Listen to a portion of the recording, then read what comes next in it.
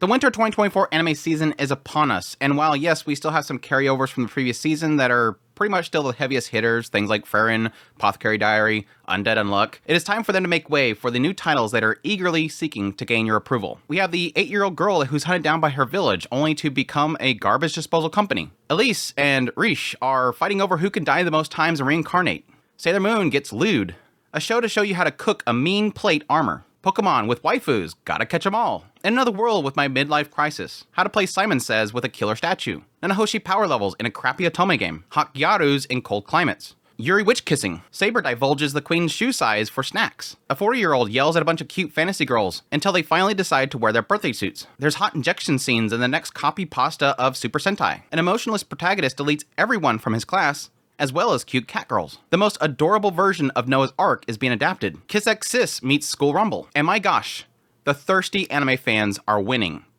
Winning. Winning. Winning. Winning. Winning. Winning. After combing through all these titles, I have found the cream of the crop, giving each show about 3 to 4 episodes to kind of show their stuff. And in the end, I've come up with my top 10 anime of the winter 2024 anime season so far. So let's just jump right into it. Kicking things off with my number 10, do you like Witch Hunter Robin? I do too. And when I came into The Witch and the Beast, I was certainly looking for that with the series. It opens up in a world that has magic and witches, and we follow two characters, Godot and Ashaf. Godot is inflicted with a curse from a witch and is currently trying to find a way of curing it, while Ashaf is pretty much enlisted her to join this organization called the Order in order to hunt down sort of anything that is being caused by magic itself. They're sort of an organization to keep order despite the fact that there is the existence of magics and yes, witches. It kind of follows them as they go to each of their mission trying to solve issues and yes, take down witches whenever they find them. And Godot just really cares about killing witches. See, Godot's curse can only be removed by 3 different methods. Most know 2 of them, but there's a third one that Ashaf actually is theorizing. The first is to have the witch actually have a change of heart. The one that cursed Godot would have to remove the curse. The second is to get a kiss from a Prince Charming, the true love kiss. But the third sort of kind of combines the first 2, and like I said, is pretty much the theory that Ashaf has. If Godot kisses a witch. But it all seems sort of temporary. As these two kind of do their missions, you kind of get a sense of their different personalities. Godot is very beast-like, just wants to destroy things and just hates having to do all this side stuff. Just wants to focus on taking down witches. Whereas Ashaf is sort of the one keeping the order, trying to keep her straight, show her the path they needed to take in order to get to the witches. So their personalities are constantly bashing at each other. It's a series overall, like I said, coming into it, when I seen the PVs, I was like, oh my gosh, I'm getting so many Witch Hunter Robin vibes from this show. Now, while unfortunately I cannot say it has managed to really capture that feeling of Witch Hunter Robin, which I think is just kind of a lightning in a bottle in a lot of cases, it definitely tries to get close to that. It has a very dark setting, very gruesome in a lot of regards. A lot of these cases they're taking on are very horrific, but it's kind of seeing how they solve each of those problems, which early on I didn't really feel like it did too well with it. As I went into the further episodes, I kind of see the spice that this writer has, and it has me really intrigued for the story going forward. But yeah, if you're looking more for a darker mystery type series with supernatural elements to it, definitely give it a shot. Jumping into my number 9, I have pretty much the drifters of this season, which is Ishura. Ishura is a series that pretty much takes place in this one world where it seems like a lot of visitors appear in. A lot of isekais from other worlds are being brought to this world, and not in just people. There's a lot of magic items and whatnot that all seem to be converging into this world. It takes place during the time that the Demon Lord has already been defeated, and you sort of have the aftermath of it. People that are now recovering from the destruction that caused. And again, we're still getting that appearance of a lot of people that have unique abilities, and yes, people that seem to be from other worlds. Now, the center plotline seems to be this one remaining kingdom that eventually splits off into 2 kingdoms that are currently in conflict with each other, that is trying to start a competition to actually select the hero of the world. And so all of these unique individuals are kind of being pulled in. And what I've kind of found the nugget of this story so far is each individual story of each character. Now, the downfall of it is that there is too many characters, and so it's spending way too much time introducing characters, but I do find each one of them sort of intriguing, and each one of their special abilities they have, whether it's a 3-armed wyvern that actually is able to utilize any type of weapon, a guy that's able to find the weaknesses of his enemy and use their weapons against them, a guy that has like extremely precise vision, and so on and so forth. And I'm really curious to see how each one of those stories will eventually converge with each other. It has some rough edges with the use of CGI, but I think overall it looks really good. Moving on to my number 8, we have pretty much the most popular show of the season. Yes, the much anticipated Solo Leveling. A series that has been pretty much hyped up since gosh, who knows when. And yes, because of that, there's a lot of expectations for the show. It's pretty much the new Sword Art Online that everybody's going to be critical of whether it's going to work or not. Now, I came into the show kind of just keeping my expectations in check. Okay, this is a big shonen series. Don't get your hype up too much. We'll see if it pans out or not.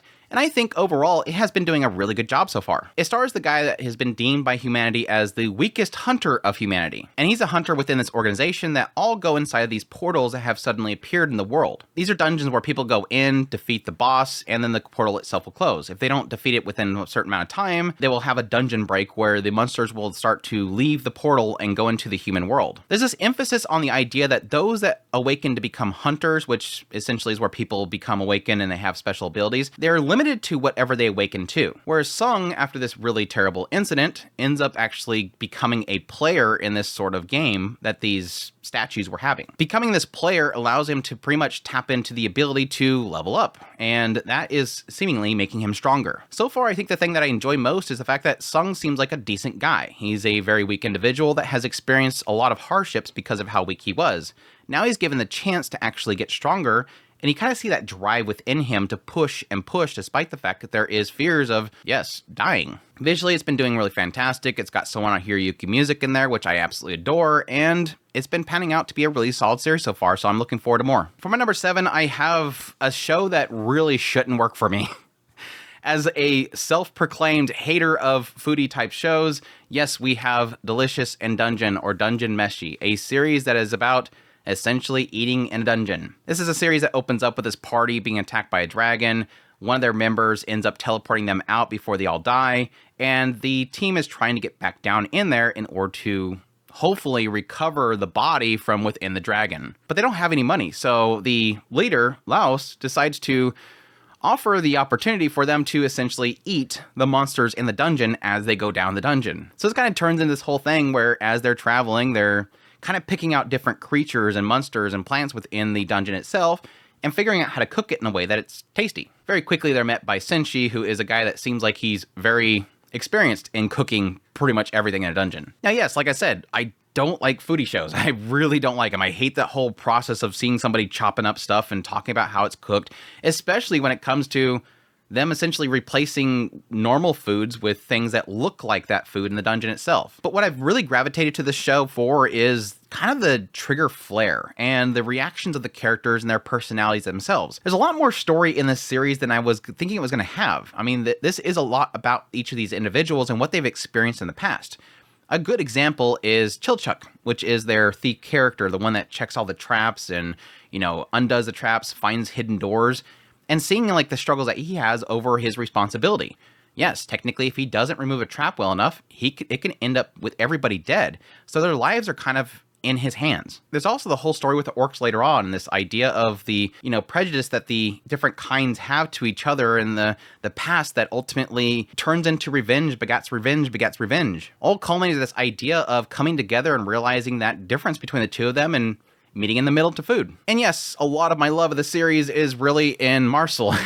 She is absolutely fantastic. This elf girl that just is pretty much the butt of most jokes. She's just the one that reacts in the most insane ways. She hates the absurdity of cooking these monsters that look disgusting, but yet always kind of having the moment where she ends up partaking and she really likes it. It's been really fantastic so far. I love the character expressions. I love while I don't really like so much the cooking aspects, I like that insanely in-depth look into the ecosystems of this dungeon itself. It gives me a lot of kind of feelings of Made in Abyss and how weird that whole abyss is.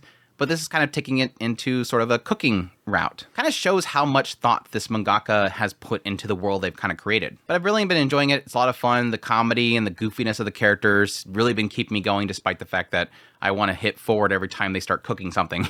Moving on to my number 6 is one of two shows that honestly really, really surprised me. The first one being, of course, Villainous Level 99. I may be the hidden boss, but I'm not the Demon Lord. A series that takes the typical trope of being isekai'd into an otome game and kind of shifting a little bit into the idea of becoming a hidden boss. So yes, like the title leads you to believe, Yamila is not the Demon Lord. She's just a hidden boss that if you do certain things, the main character will eventually have to fight. And what I've liked so much about this show is really just Yamila. Like, she is an absolute treat. Her personality, her no-nonsense type of nature, her I don't want to get involved with anybody, like I joked about before. Yes, she's pretty much like Mushoku Tensei's Nanahoshi if she was transported into a Otome game and actually had ability to fight and grinds to becoming level 99, becomes massively OP, but still doesn't want to have anything to do with anybody. I do have a lot of appreciation for characters that whenever other people are trying to drum up drama,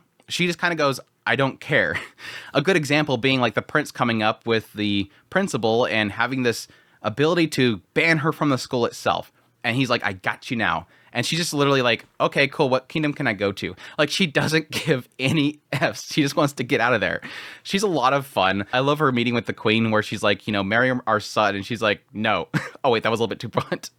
She's a lot of fun. Her character is just fantastic. And it has technically opened up a lot of doors to some interesting storytelling here in the Otome, very, very flooded Otome game type of isekai genre. And the idea that Yamila is slowly uncovering a lot of why possibly this hidden boss was a hidden boss. Yes, the discrimination that that character faced because of their hair color and their ability to use dark magic. I'm not sure exactly how well it's going to do with all that stuff, but at least it's opened the door to it, and I'm very interested to see how it goes. And it's going to be carried possibly by just how fun she is as a character. Moving on to my other surprise hit of this season. Yes, number 5 is Seventh Time Loop. The villainess enjoys a carefree life, married to her worst enemy.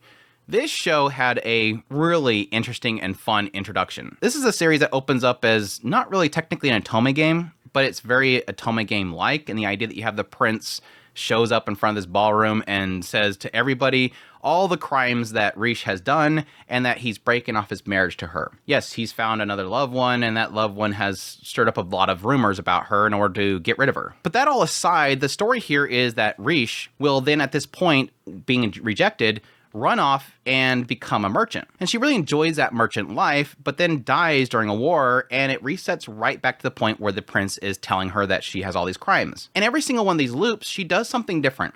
Sometimes a lot of what she did before will kind of, play into what she wants to do next, but she lives out 6 total lives. And then finally, on the 7th life, she decides to take a different route and ends up bumping into Arnold Hein, who is actually this emperor that is causing this war that Riche keeps dying in. And very quickly, she gains his interest because through all these lives that she's lived, she's very unique in a lot of regards. She's very skilled as a swordsman because she was a knight. She knows a lot of medicine and all this kind of stuff that catches his interest and ultimately leads him to want to marry her, which she does technically agree to and gets swooped off into his empire. And from here, she's trying to create a way of figuring out what happens to Arnold because he seems like a good guy. He's not the evil guy that she keeps experiencing in her previous lives. Something causes him to become evil and cause this big war. So she's trying to figure out a way that she can stop that and yes, technically live longer than she typically does. Riche is a very fantastic main character. She's got a lot of spunk to her. She's very smart. And yes, I love how a lot of her knowledge from her previous life plays into her new life. Unlike most kind of reincarnation type of stories, this is a person who's gained a lot of life experiences through her many lives, and she's applying it to her new life. A good example is this Diana, who is this maid who is pretty cutthroat in trying to become her next maid. And yes, Riche, through her experiences being a noble, but then being poor, being a merchant, and meeting a lot of people, has learned a lot of the importances of sort of seeing where your perspective is based on your knowledge and your ability to actually learn things like reading and writing where most of the maids don't. Kind of humbling the maid and showing her what really matters in life. And yes, so far I've really liked the relationship between Riche and Arnold. The idea that he finds her very fascinating. This is not your typical noblewoman. Again, noblewomen don't learn how to fight. Noblewomen don't learn medicine. But everything that Riche does kind of intrigues him and kind of catches him off guard. And that's that interesting, very humorous thing that he really is drawn to. At the same time, Riche can't really figure out what Arnold's gain is, but at the same time will exploit him if she can. I'm very curious what they'll end up doing with the dynamic between the two of the characters, and it seems like the thing they'll end up coming together on is probably going to be around the nation itself and the good of the people. Moving on to my number 4, we have Mizukami's next work, which is Sengoku Yoko. I absolutely love Mizukami, mainly because of Planet With and how incredible that story was. And yes, I got the same vibes when Biscuit Hammer came out and was completely butchered by that stupid studio. But thankfully, White Fox is here to make it right and give Mizukami's work a proper adaptation. It all opens up with the samurai Shinsuke, and he's currently on this warrior's travel trying to get stronger. Eventually, he stumbles upon a pairing that you probably would never see in this world before. Tama and Jinka. Now, Tama is a fox spirit, and Jinka is a Sendo, which is pretty much like an immortal spirit. And the two of them are working together as brother and sister to essentially take down bad people and correct the corruption in the world itself. You get a really quick sense of this as Shinsuke leads the two of them to this bandit camp, and immediately Tama walks up there and says, "Stop being bad people, because eventually you'll get old, and when you get old, you won't be able to support yourself, and you're going to need your youngins to take care of you, so be good people."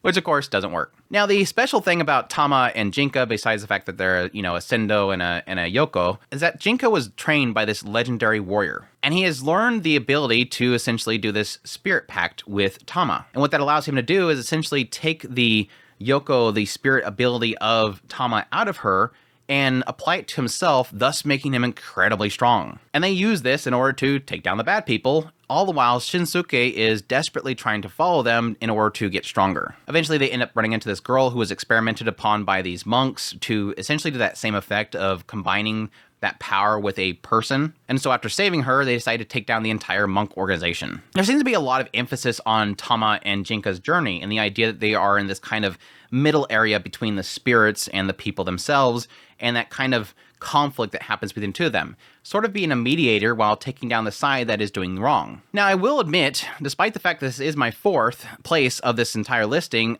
it is not as if the story overall has done anything that has actually been incredible, but I have a lot of high expectations of this series just because I love Mizukami.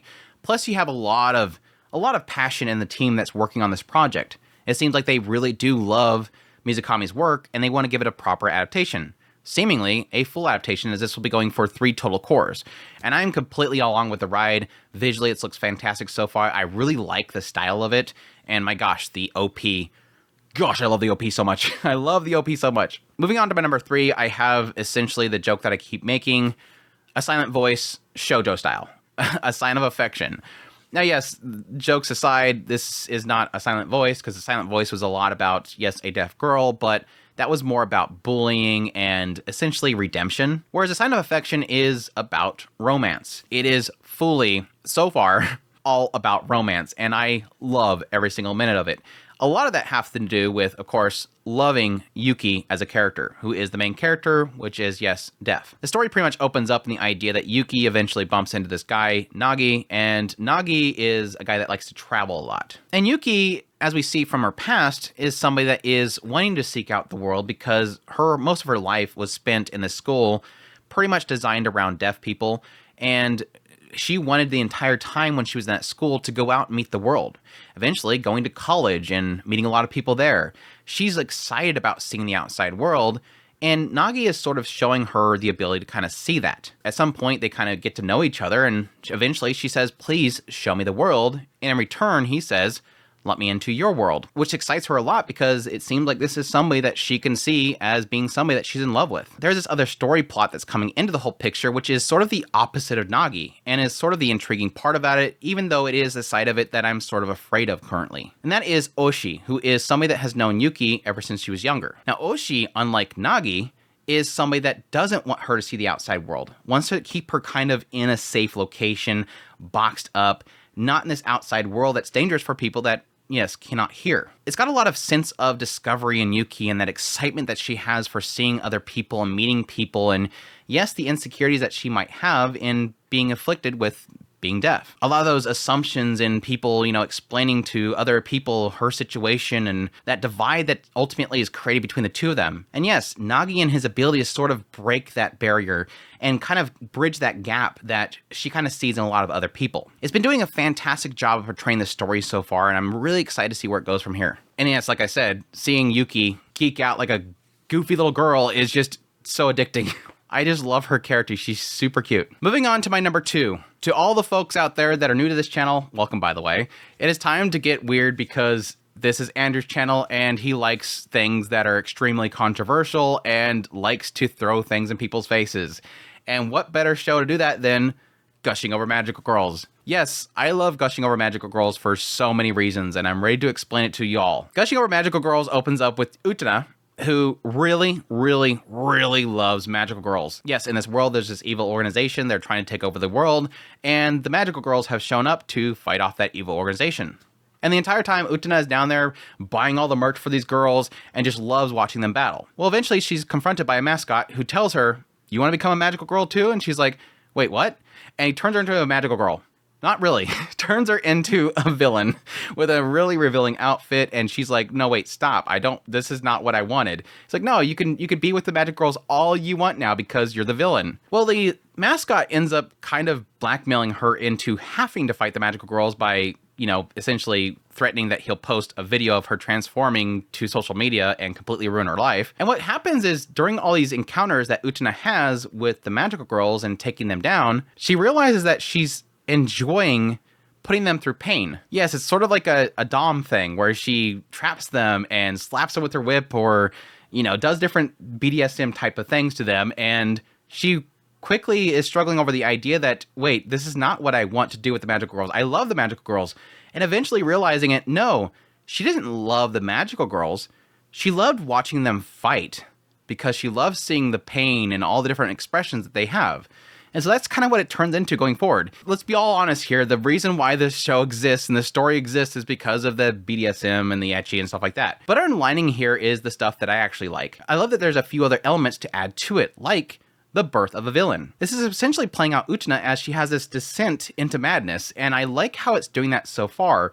And the idea that she constantly goes, wait, why am I laughing? Wait, I don't want to enjoy this. Why am I enjoying this? And yes, constantly thinking about these magical girls and the things that she wants to do to them. It's gotten to the point where she's failing her classes because she's too busy looking at prawn or thinking about the magic girls in inappropriate ways. She's even managed to dominate one of the other villains of the actual organization. Utena is an absolute treat. And I think probably 90% of my enjoyment out of this series is really around the expressions on Utena's face. Her Seiyu, who's very new to the industry, is absolutely nailing it. Her expressions, her stuttering and her upset and her gasps and all that kind of stuff. Utena's character is just too much fun. She's literally going down as probably the best character of this entire season just because of how goofy she is. I mean, it's so much that every single week when I watch the show, I make a Utena facial expressions cut every single week to put on Twitter, and it's just so much fun to look at. Additionally, the other thing that I love so much about the show is that it's not apologetic. It's one of those shows that I think we need to have injected into the anime sphere every now and then to kind of show the entire world, we're not censoring, we're just gonna be crazy and you can't do anything about it. Which makes me really appreciate the fact that High Dive got the uncensored version, because that's another way of saying, we don't care. I like shows that every now and then say, I don't care.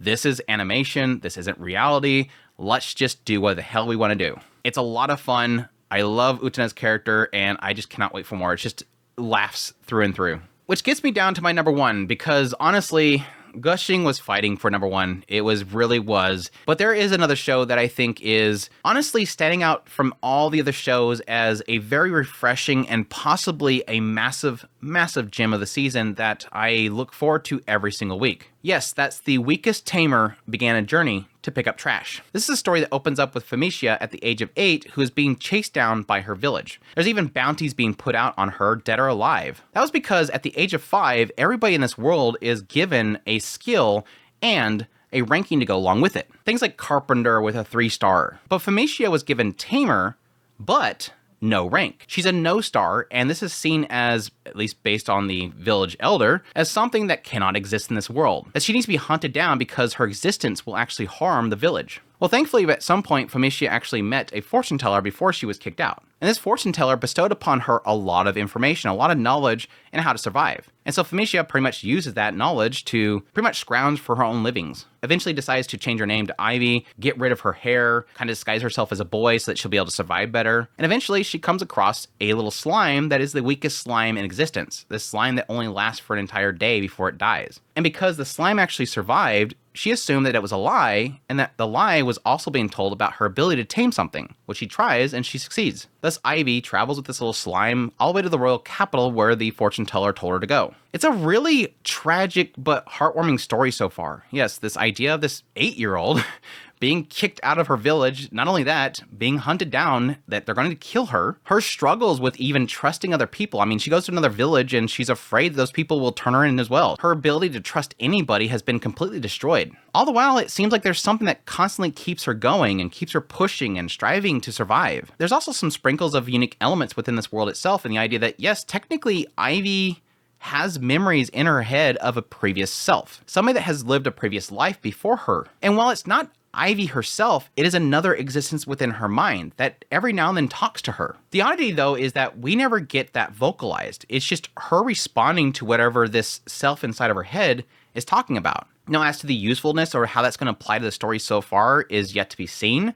There is points in which this other self will kind of encourage her a little bit, like not dwelling on the fact that she was born without stars and move forward. Even the suggestion of being named Ivy and kind of that relations to an actual ivy that is stepped on but yet still grows. This is all done in a very beautiful style. While it's not an incredible studio here, they are doing a really good job of giving this a very lush look to it. And a lot of the shots are really incredible. Like I said previously, I think the thing that has me most excited about this show the most is that it just feels so unique. It's not an isekai. It's not an overpowered main character story. For once, it's the weakest tamer, and she's actually pretty weak. Now, yes, might come to find out later on that maybe possibly a no star is actually the most overpowered ranking to have. But for now, it's just kind of that struggle that she's going through that breaks your heart, but at the same time, you just want to see her succeed. You want to root her on and see her get through all the troubles that she's facing. I can't wait for more of it, and so far it has easily been my most favorite new show of the Winter 2024 anime season. And that's it. That's my top 10 anime of the Winter 2024 anime season so far. As per usual, all these shows are subject to change. They could all go downhill within 2 episodes. They can become massively delayed, or their production values can go to crap. My honorable mentions I have is Metallic Rouge. I'm really enjoying that show despite the fact that it feels very episodic. It has some really good storytelling in there. I just need it to kind of focus a little more. Torture Princess has been a lot of fun. I love the expressions in the animation of that show. It's so freaking great. But at the same time, I'm seeing how it's getting repetitive. Unfortunately, it's just the same joke over and over again. As fun as it is to watch, it's just repetitive. Chain Soldier is just bonkers, but at the same time, I do realize that most of my enjoyment is to see what next thing the reward is going to be for him for changing. Sasaki and Pichan almost made it my number 10 slot. I really do like that one. Is another one that is a very, very unique isekai type of series, but there's a lot of it that's kind of bogged down for me. Instant Death Ability is literally the cross-aim show of this season where I don't know what the hell I think of it. It's just weird. I don't know what the hell's going on and why the characters are doing what they're doing. And then finally, yes, Isekai Onsen. I'm watching that, even though it's literally like a minute and a half each episode, and so I've gotten maybe 5 minutes worth of show so far. I'm curious to see what the hell they're going to do with that show. And then, of course, I'm still enjoying all the returners, like bottom-tier character Tomazaki-kun. Dangers in My Heart is so freaking good. Danger in My Heart is literally probably, out of all the shows this season, is maybe besides Frieren, it's Fighting with Frieren, is easily the best show of this season. It maybe in the top with all the shows included. It's probably my second favorite of the season. Every episode, it just keeps getting better. Tsukimichi Moonlit Fantasy, second season, I'm still watching. Urusei Yatsura, second season, has been turning out to be a lot better than the first season. Characters and everything, it's been really fantastic. And of course, yes, I'm still loving Frieren Beyond Journey's End, Undead Unluck, and Apothecary Diaries. But that's it. That is my thoughts on the Winter 2024 anime season so far. I hope you guys enjoy this video and you get some information out of it. It might not be your top favorites of the season, but hopefully you'll find something in there that you're like, well, he really likes that one and I haven't checked it out, so maybe I'll give it a shot. That's what I always kind of look forward to in these, and I always love whenever you guys go down below in the comments, let me know what your top picks are of the season so far. That way other people can get some ideas from there as well. But I greatly appreciate you guys checking out this video. I hope you guys enjoyed this video. I hope you guys will stick around, subscribe to the channel so that you get all my videos as I do a couple more videos for first impressions that I have not released yet. I'm still going to be doing those. Additionally, I do episode by episode impressions of shows like Frieren Beyond Journey's End, gushing over Magical Girls, and all that kind of stuff. So definitely would appreciate you guys sticking around. Additionally, if you like this content and you want to support this channel more, I have a Patreon link, tips link, super thanks, membership button down below. Greatly appreciate it. Support the channel. Thank you guys so much for watching, and y'all take care.